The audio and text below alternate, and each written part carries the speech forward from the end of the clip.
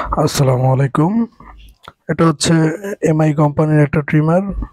এটা মূলত সমস্যা হচ্ছে যে আপনার স্প্রিং এর লকটা ভেঙে গেছে। আমি বিভিন্নভাবে বিভিন্ন দারাজে এবং বিভিন্ন অনলাইনে দেখলাম। তো এটার যে প্রাইস দেওয়া আছে প্রায় 400 থেকে 500 টাকা।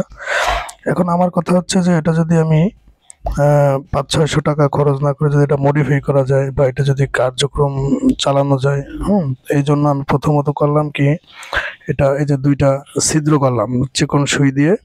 ছিদ্র করার পর সুইটা বাঁকা করে তারপর আমি এপার থেকে ওপারে ঢুকিয়ে দিলাম। ঢুকানোর পর এই যে স্প্রিংটার নিচে চাপ দিলাম। চাপ দেওয়ার পর স্প্রিংটা বাঁকা করে, ওই সুইটা বাঁকা করে তারপর ঝালাই দিয়ে দিলাম। তো এরপর ট্রিমারটা মোটামুটি কাজের উপযোগী হয়ে গেছে।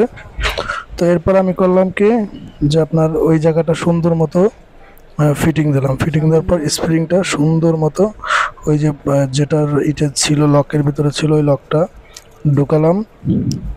ঢুকানোর পর তো আস্তে আস্তে ঢুকানো লাগে, খুবই সাবধানে ঢুকানো লাগবে যেহেতু এটা খুব সেন্সিটিভ একটা জিনিস। তো ব্লেড আমার ভালো ছিল, শুধুমাত্র লকটা ভেঙে গেছিলো। তো এই যে আমি এখন ঢুকিয়ে ফেললাম। তো আলহামদুলিল্লাহ আমার কাজটি কমপ্লিট হওয়ার পরেও আমার আরও কিছু কাজ আছে। কাজ হচ্ছে যে যেহেতু অপর পাশে সুইয়ের ইটা আর কি, ওইটা তো আসলে ফিনিশিংটা ওই রকমের কোম্পানির মতো হয় না। তো আশা করি আলহামদুলিল্লাহ যে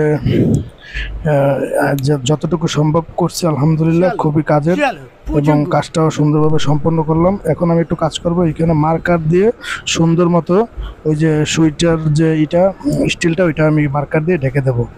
এই তো আমার কাজ হয়ে গেছে আলহামদুলিল্লাহ।